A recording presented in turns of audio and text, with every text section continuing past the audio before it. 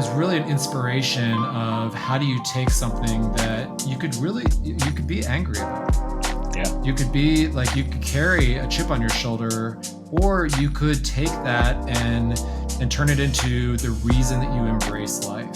You know, if you cannot lead with being kind, you don't deserve to lead.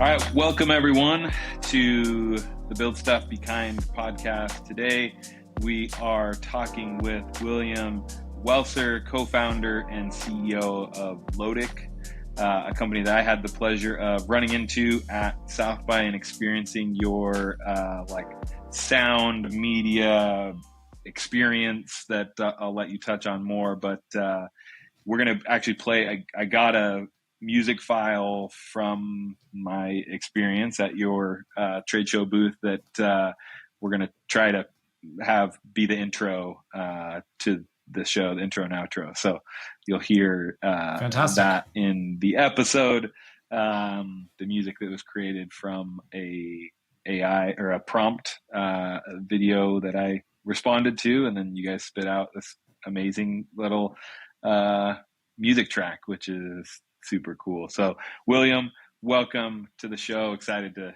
chat with you.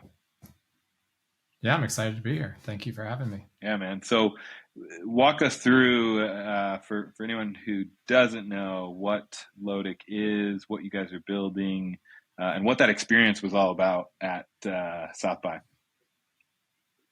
Yeah, so Lotic, the company, is built around this idea, the concept that your story, your individual story, has power.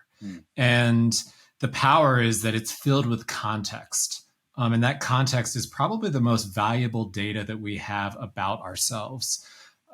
So I can count my steps. I can monitor my heart rate. I can, see how much I slept last night. But unless I know the whys of that, right, and the who I was with, and the all those other pieces of context, it doesn't really come together into a actionable set of data. And so the story is really kind of what pulls all that stuff that's around us that we're doing. It pulls it all together and kind of knits it together into something that can be analyzed in a more thorough way.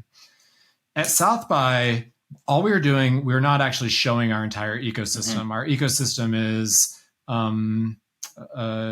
built so it meets people where they are, when they are, and how they are. So we have a piece of hardware that's proprietary. We have a way to get people, reach people via secure URL. We have our own mobile application. We've got a lot of really cool engagement approaches. But at South by, we just wanted to do a cool activation. Yeah. And the activation was to give people an artifact of their story. So we asked people to come in. They could choose one of 3 prompts in this kind of like sound booth area, and they tell a personal story. And what we were doing in the background was our algorithms were processing that story. And for things like emotion and sentiment and topic recognition and verb tense, etc., we were assigning a 16th note to this and this chord to that. And essentially what you would come back with is the soundtrack, very much instrumental soundtrack of your story. Again, that's not the company's main purpose, but it is something about us, or it's indicative of us. We want to be fun, right? Like, we don't want to be the tech company that's like, here are your graphs and charts. Like, how about this? Here's your soundtrack. Dude, right? Like, that's kind of fun. Yeah. So yeah, it was super fun experience, because it's like you have all these tech and products, and you hear AI and you think, oh, very robotic or technical or whatever, but it was such a cool experience, and almost like this reprieve of journal, like taking a moment to journal during the chaos of South by, and you do a little video, explainer video, and then go back into the sound booth and really put thought into that moment and kind of take that moment. And I think the prompt I chose was about music, like soundtrack, like music that you love, and what would be a soundtrack if you could choose one of your favorite songs. Just that experience of really like humanizing data and like insight, I think is such a, like you guys did a really great job of making it an experience and really humanizing the tools that you guys are building in a super cool way. Yeah, I appreciate that feedback. We were excited about it. One of the things behind the company was that I saw, so my background is in chemical engineering. My co-founder's background is in screenwriting. So the two of us kind of hit storytelling from different directions. Wow. But we both believe that the technology world is broken. That the large technology companies have objectified humans. Right? I mean, they basically just suck data out of us, and they suck the data out of us to, make our lives more convenient, but also like to sell us stuff. Yeah. Right.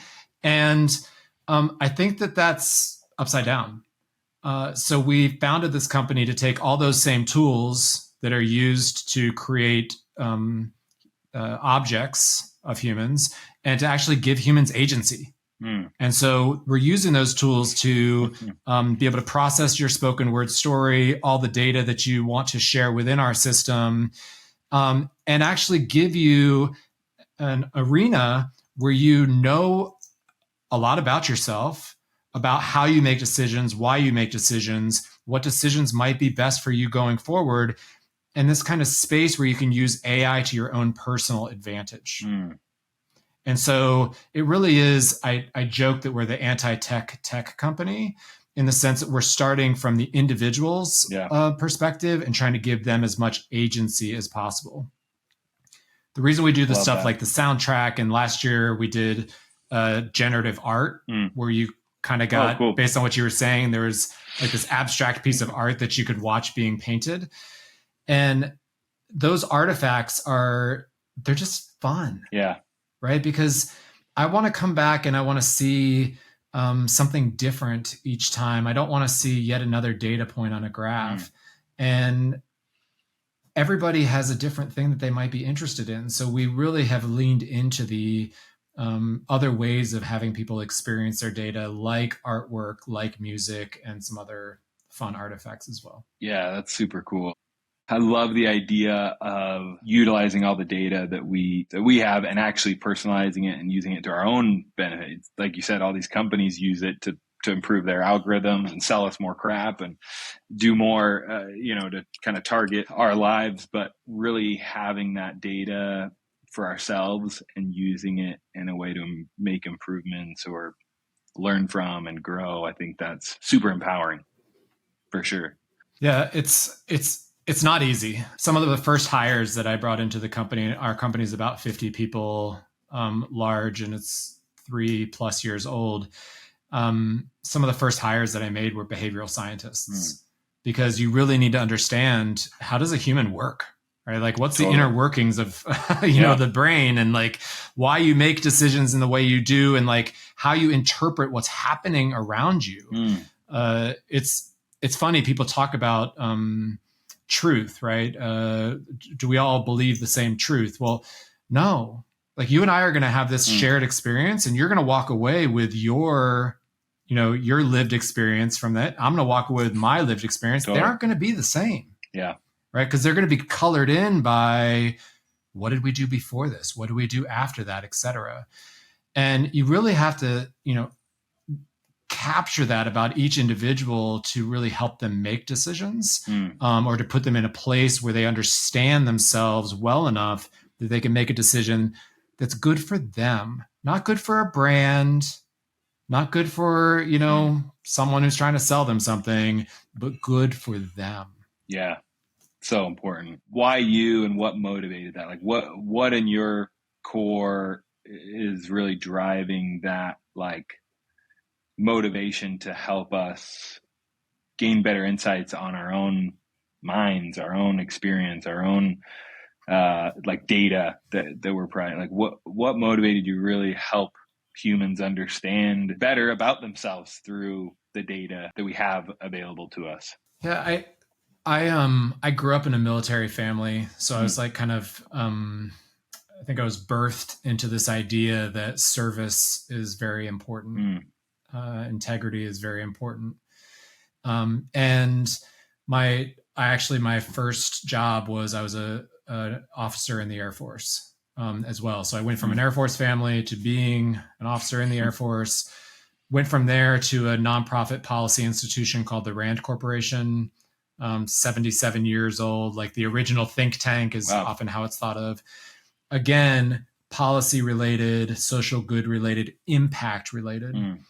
And so I've just been kind of, I've cultivated this belief system from a very young age of, how can I do my part to make my little segment of society better? And then how can I scale that? And when I look around and I see the disparities that exist within society, and I look around and I see the ways that technology could be actually harnessed to kind of close some of those gaps, it really inspires me to want to build something like Lotic. And so after spending a lot of time building large technology systems in the Air Force, then writing a lot of monographs and doing a lot of policy work at Rand, I jumped into the startup space because I wanted to build something that really would be able to, help a human, whether they had $7 or $7 million. Really focusing more on those people on the lower end, who maybe don't have the means to be able to harness advanced technology because everything comes with some sort of cost associated with it. Yeah, I think that's so empowering. Your experience, your journey, and like really taking all of that shared experience and now applying it here along your journey. What you talked about integrity and about values and things, were those things that you saw in your parents, your family, or in successful people within the Air Force or other businesses? Like what are traits that you recognized at an early age that you really embodied or wanted to embody as you grew and developed into who you are today? Yeah, I mean, I think there are three things, and I can say that I've observed them from a lot of different sources. So whether they were my grandfather on my mom's side, my mom's dad was on the Bataan Death March in World War II, and he was a prisoner of war for many years. Jeez. And he lived with such humility and such grace.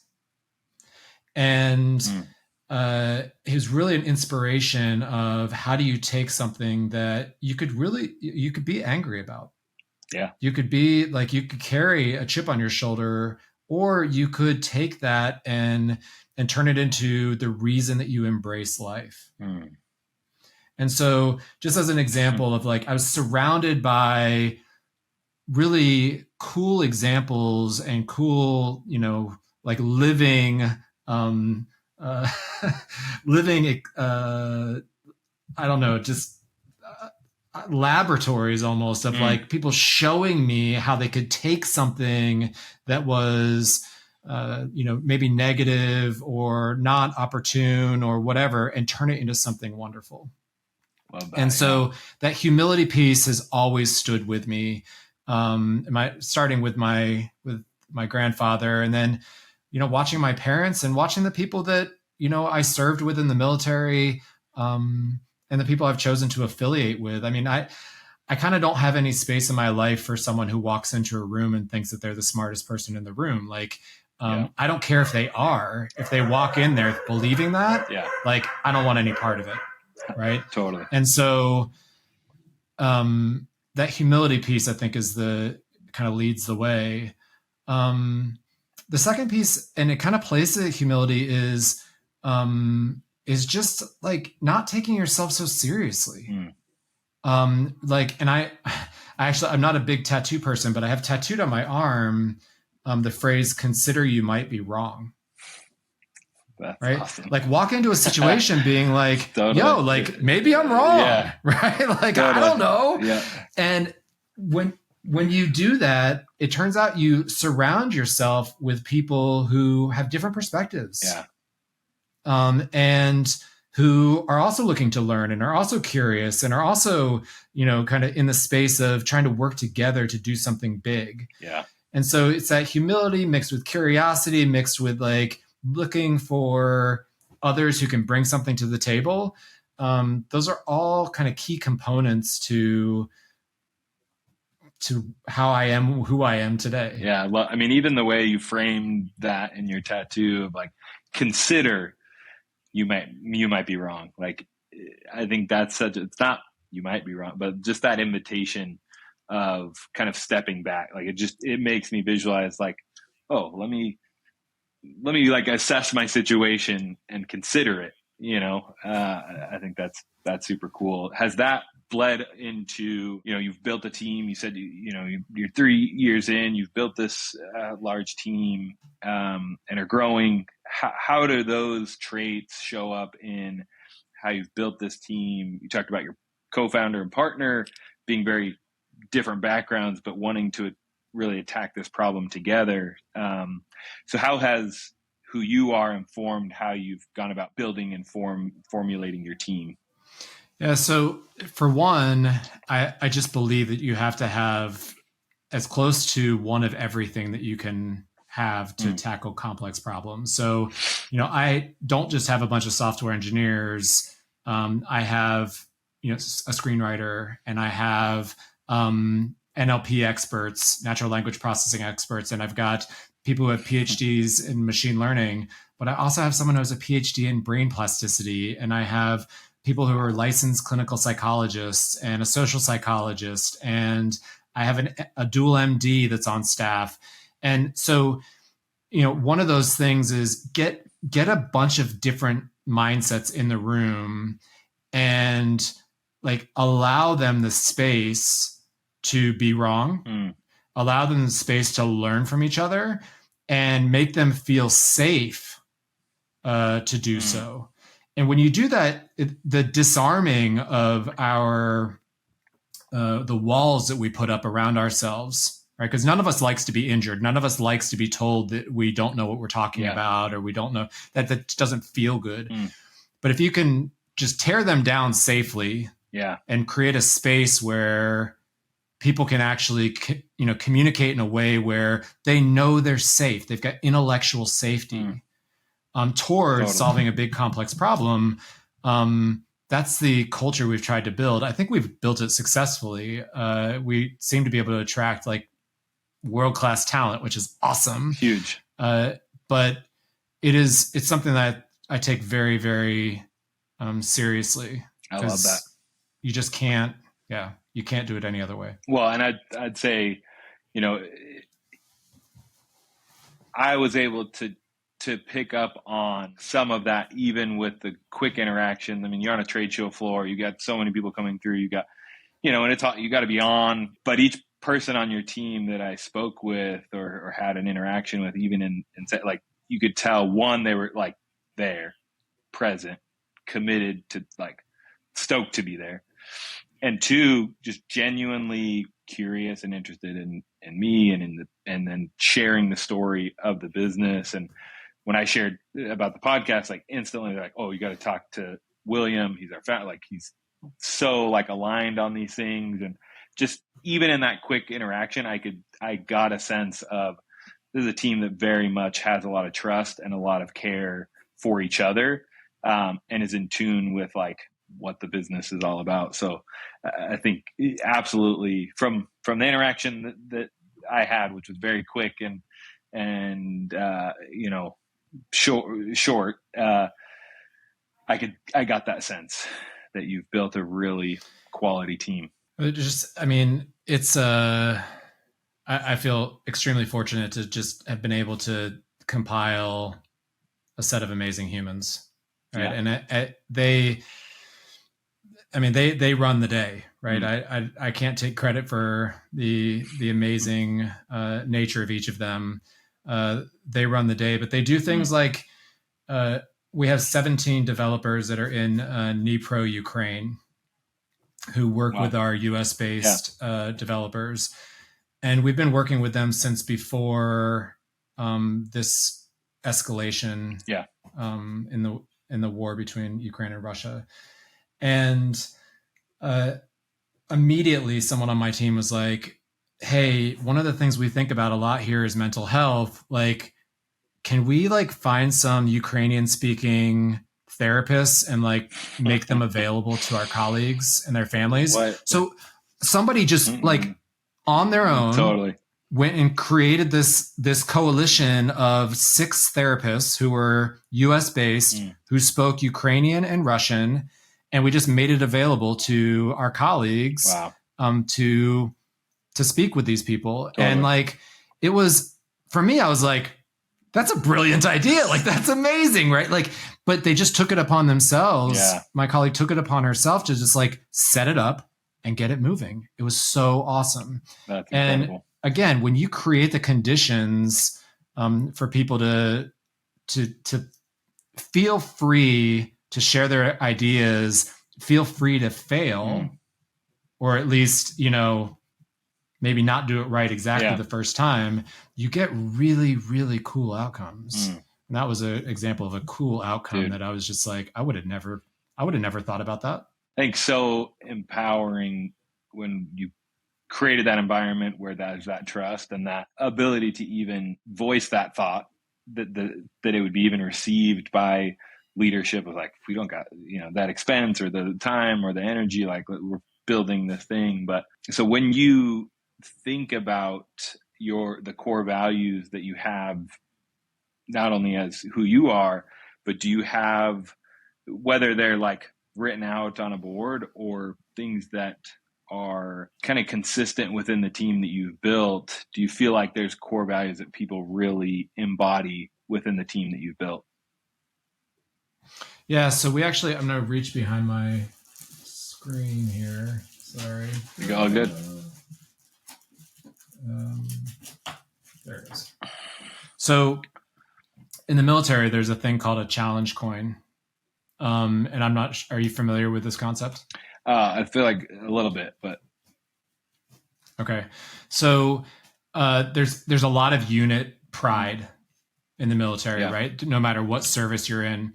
And in the World War II timeframe, I guess,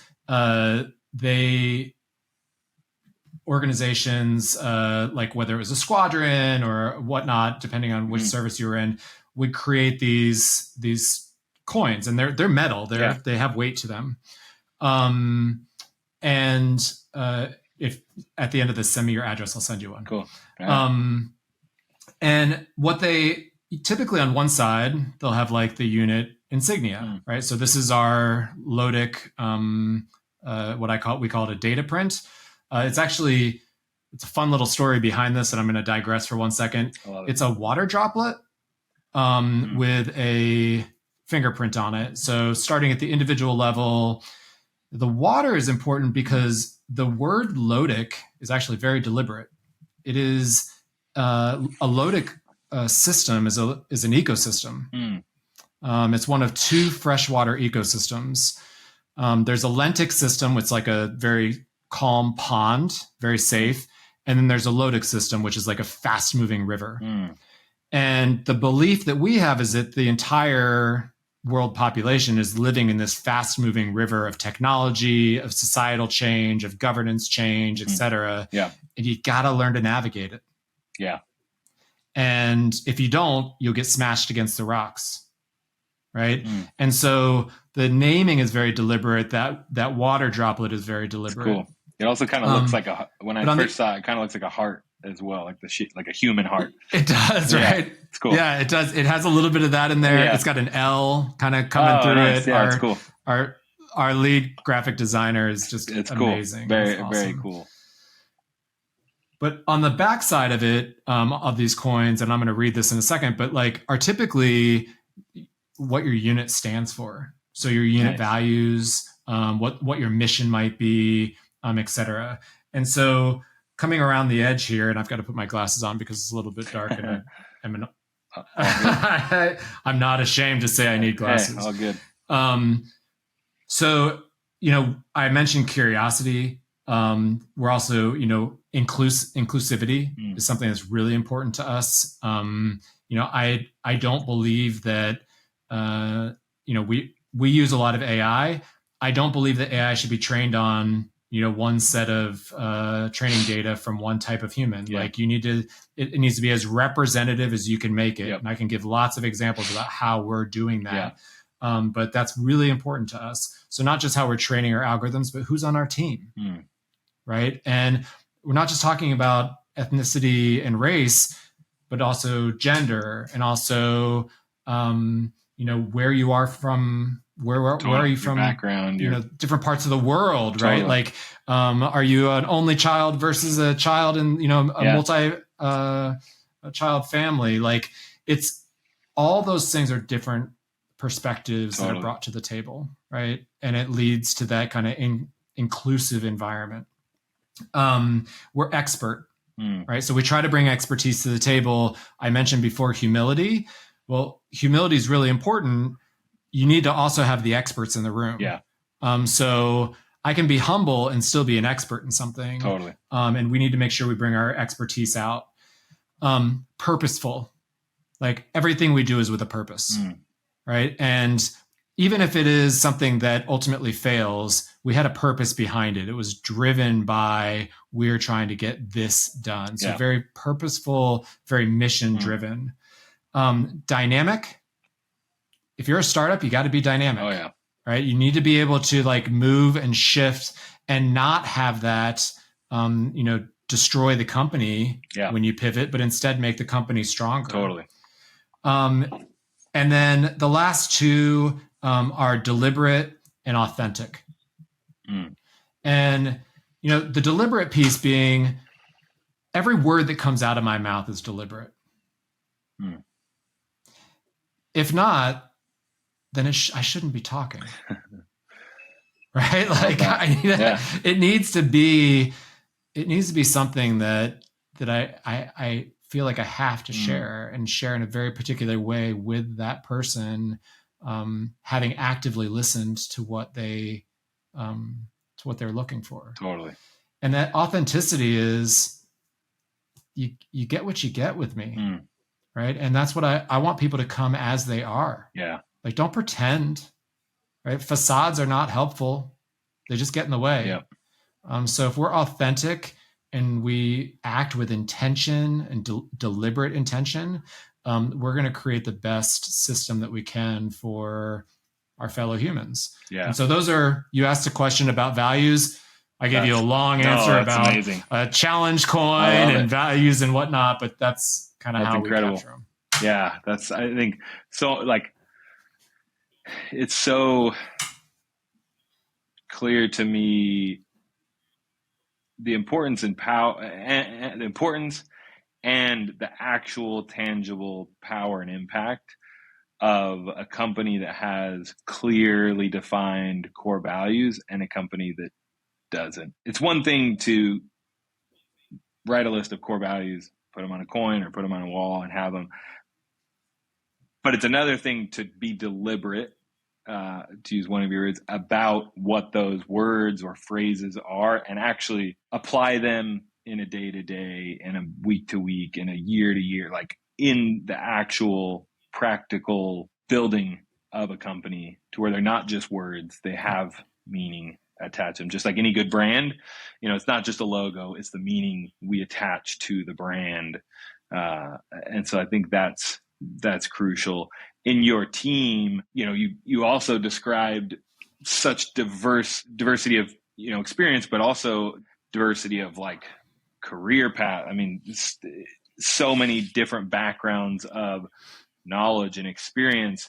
What role do the soft skills play in your recruiting and onboarding and making sure not only do they have the technical abilities that the business needs, but they're a right culture fit and a right, like, fit to really even embrace the words on your challenge coin? Yeah. So, for me, the soft skills start with active listening. And it starts there because if you have not truly listened to what the other person is saying, you have no idea how to respond. I mean, you could actually answer their question, but in a way in which they have no idea how to interpret the answer because you didn't listen to how they asked it. Totally. And so as we've been looking to build the culture, I mean, one of the first things that we're looking for while we're interviewing someone is first, can we give them, they're interviewing us as much as we're interviewing them. So can we give them a good feel for who we are and kind of how we operate and those core values that I already shared. And then we're looking like, are they listening? Are they looking just to get, they've got their talking points, they got to get their talking points out? Totally. Or they engage in a conversation where it really is, it's thoughtful, right? And it's caring, and it's intentional, and all these other things I spoke about. Yeah, that's where it starts. The soft skills start there, and it turns out that if you do that part right, you know where to meet other people. And you tend to avoid conflict because you can see, if you're listening actively, you can actually project into your eyes, into your eye space, right?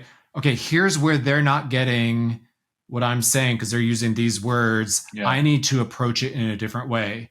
Or wait, I'm not understanding what they're saying. I need to ask this question instead, or I need to ask for clarification here. And that actually creates, again, this trust reinforcement kind of cycle that just from the very beginning has a culture, off on the right foot. Yeah. Right? It really sets it up beautifully. I love that. Then thank you for sharing. I think that's such a insightful approach to, because in a way you both reinforce the soft skill that you expect in your approach, as well as the soft skill you expect in the candidate's approach. Because active listening works both ways. You both have to be really attuned and actually to have a meaningful, engaging conversation. Both need to listen and then contribute to the conversation. And so I think that's a really cool way of evaluating soft skill, is starting with, can they listen? And am I listening? Because you do get that sense really quickly if those things are in tune or not. Agreed. I love that. The other thing we do, just really, I don't, when I'm interviewing someone or talking with them about a potential role, I don't have their CV in front of me. I've looked at it, and I've made sure that they're qualified for the role, but I kind of put it away, and I say, hey, tell me your story, right? And so I have the basis for what they've done, et cetera. But now I want to hear what they thought was important.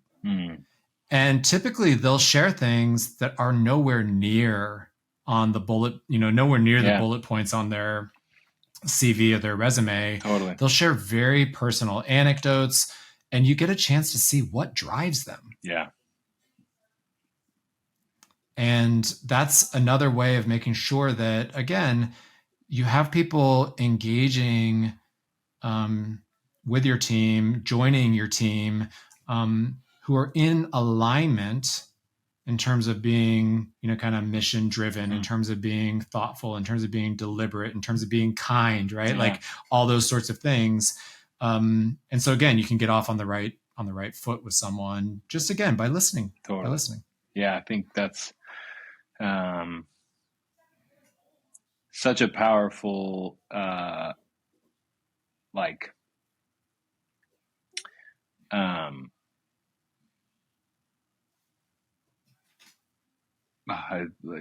just lost my train of thought.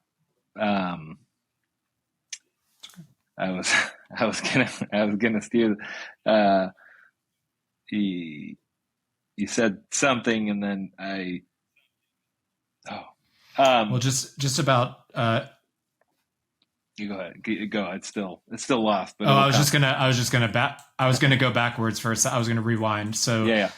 We're just talking about asking people to tell their story, and that you get personal anecdotes from them, and that's really, you can see what drives them.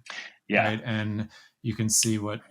Yeah. I think it's like the approach that you take. I think it's like the approach and the intention of the conversation you're having with those people is going to align you with the people that you want to have a part of your company, and align with how do we get the right people, because like you said, they're interviewing you as well. And the people you actually want to work for you want to have that mentality. You want them to come to the table with like, I'm also trying to see, is this a place I'd want to spend my time and my energy and contribute to in that way? And so, yeah, I think that's such a powerful tool.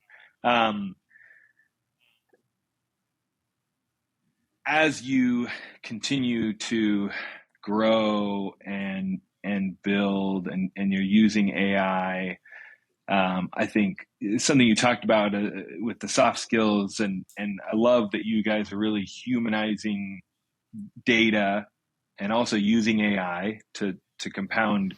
And I think something I very much believe is, and part of the reason of creating this podcast is highlighting the important role of soft skills today, but also how much more significant in a post AI, fully, AI world, where these relationships, these connections, these ability to connect human to human and to really nurture and develop core traits as people are so important. How do you see kind of that evolution, in the data and the things that you guys are driving from a personal standpoint to more of like this interpersonal, these connection points, these team building, or even, social media and the relationships and connections we're forming, how technology is going to impact that, but also how we'll evolve through the importance of soft skills and connection? Yeah, it's interesting. There's an epidemic of loneliness. Yep. Out in the world. So as we become more connected, people become lonelier. And there's also tied to that is this kind of languishing space, where, loneliness is one piece of that, but where people just feel stuck, right? They feel disconnected. It's not a coincidence that those things are popping up in large scale across society, as things like social media, 24-hour news cycle, deep fakes, etc., are playing larger and larger roles. The fact that individuals who are just really, really loud can have an outsized voice because they know how to use platforms. Yep.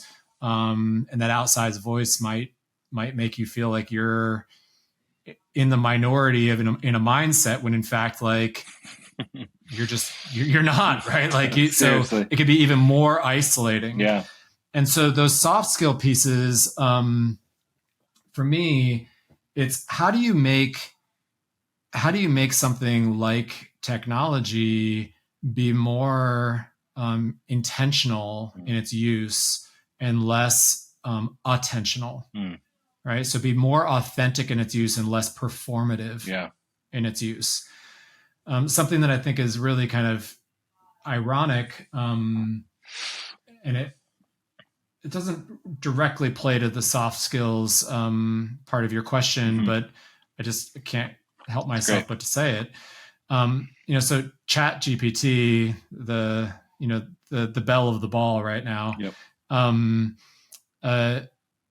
For one, like law firms and banks, et cetera, have been told not to use it, because as soon as you put information into it, it becomes part of a public domain training set that is owned by OpenAI and Microsoft. Yeah. But for two, it's mostly been trained on a performative data set. Because most of the internet is in some way, shape, or form performative. Totally. And so the answers that you're getting back are reinforcing the very things that are kind of wreaking havoc on our soft skills, right? Yeah. Like the very things that are causing us to be lonely, the very things that are causing us to languish are being reinforced by tools that are set loose, that are trained on that. on a training set that is the internet, right? Yeah. That is performative. Totally. And so it's interesting to watch that cycle play out. For us, what that means is we've got to get people involved, both as employees, but also as collaborators who understand how humans work and what are soft skills. And what are the things that are like the squishy parts of the human? Those things that are really hard to kind of grab onto and understand, but nonetheless, they might be the most important thing. And so we do have those behavioral scientists that I mentioned. Yeah. And then we've collaborated with universities and their behavioral science and clinical science experts, just to make sure that we stay rooted in humanity. Yeah. It seems like a no-brainer, but like, but yeah, I don't know, man. Well, one, you just reinforced that I need to continue pushing forward on this podcast and having these conversations. And two, I think such an interesting perspective of performative, like training of like, these AI models are built on what exists and what data they can access. And so much of social media, of the content that exists is that. There's not to discount the really great, and raw and real conversations and connections and things that we can form and do online. But when you look at all of the whole of the internet and the content that exists, it is so, the Instagram versus reality type of thing. And so I think that just is a really interesting insight that reinforces for me, based on what you said, of the power and need for real human interaction, but also real human understanding and insight and perspective. And it's powerful for sure. Yeah. If we don't understand, if we go into building advanced systems, so advanced artificial intelligence systems or synthetic intelligence systems, or however we want to think about it, those systems are nothing more than a reflection of ourselves. Yeah. And so it's a reflection of who built it. And I'll tell you, there's nothing more beautiful than watching a multidisciplinary team of experts that are coming from all different types of backgrounds sit down and figure out an algorithmic solution to a really hard problem. It's just beautiful because you have the machine learning PhDs learning something from the clinical psychologist and saying, oh my gosh, like, of course I can't make that. I can't make that assumption because it would completely,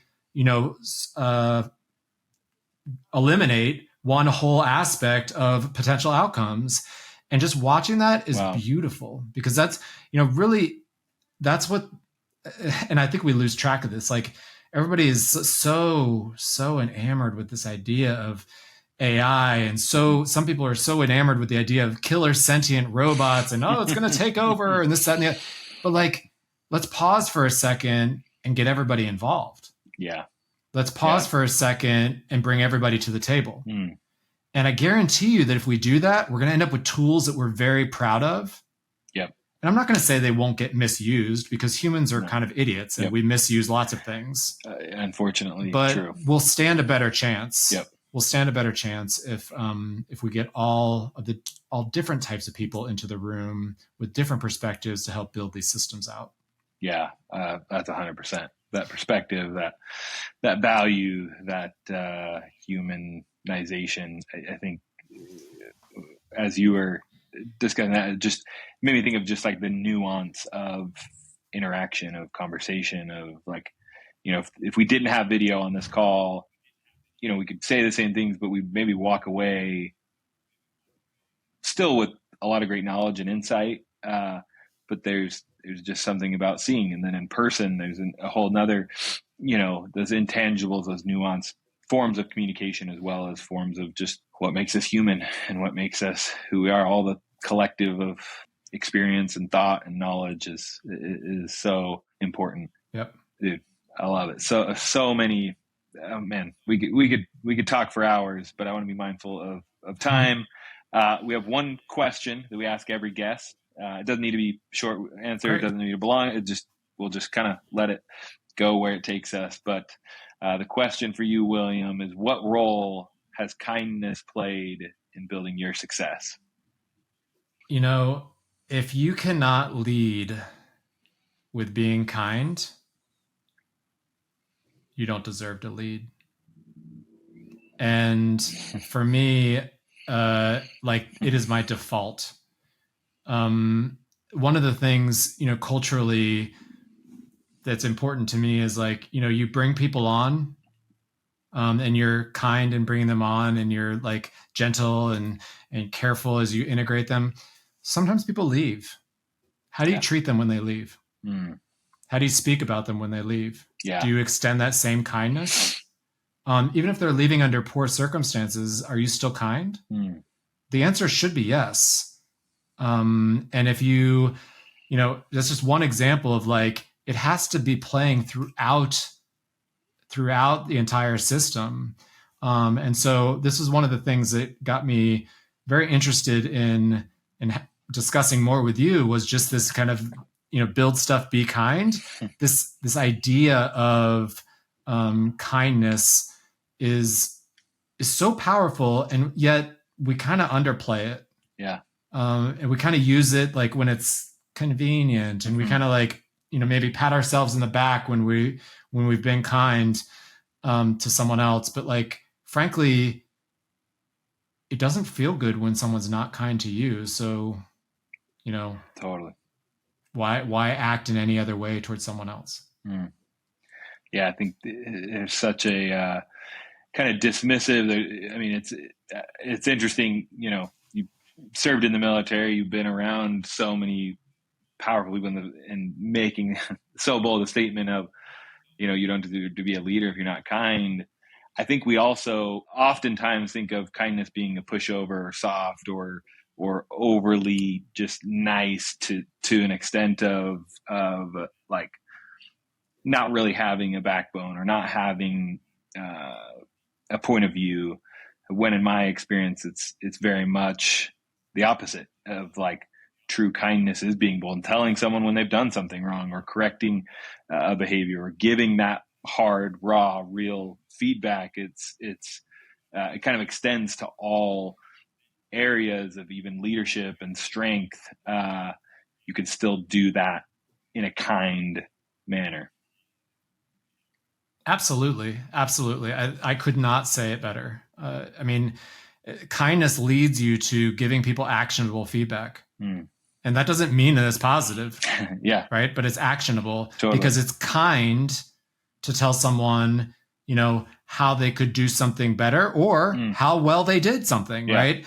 And so I think that I couldn't say it better. And I do think that how you described it is unfortunately how a lot of people think about that word. Yep. I think a lot of people have a hard time parsing that word, figuring out where does it sit where does it sit amongst the words of like leadership and empathy, and like there's all these kind of words that get thrown away, and kind is kind of like thrust in there every once in a while. Totally. But it actually, if you look it up, it's pretty prescient. It's pretty strong. It is. And I've had feedback like, oh, your name builds that. It's like kind of basic. It's kind of, isn't there a different name or different, but that's deliberate. It's like, it's so simple that it's like, let's really get to the basics. Like, you can build great things, you can do incredible things, but do it with kindness, and let's explore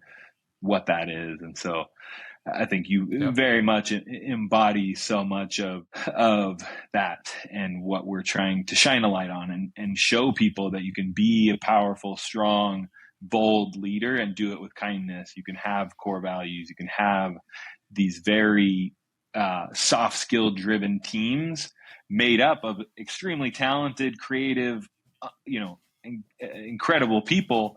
But you can still do it in a way that doesn't have to be, top down kind of dictatorship or intense reactions to whatever. You can do it in a way that really gives people space to be their best selves. And so, appreciate you taking the time today to share that experience and for your perspective and knowledge. What's the best way that people can find you and kind of follow along with what you're building?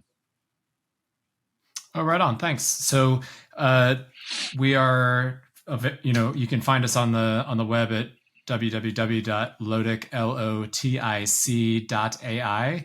And on there, you can sign up to be an early part of our early launch group. We'll be launching, when we do launch, more broadly. Right now, we're in very specific places. But when we do launch more broadly across the nation, it's going to be free. Cool. But we're going to start with like a drip. So if you want to be part of that initial drip population, sign up on our website, and we'll be reaching out. Oh, that's exciting. I will, maybe I already am for going through the thing, but I definitely want to learn more myself. It turns out you are. I figured. But yeah, I'm excited to see the product and as you roll it out. So thank you again. Thank you for sharing. Thank you everyone for tuning in, for listening to our show. Please leave us a review. Let us know what you enjoyed about this episode, and we will see you next time.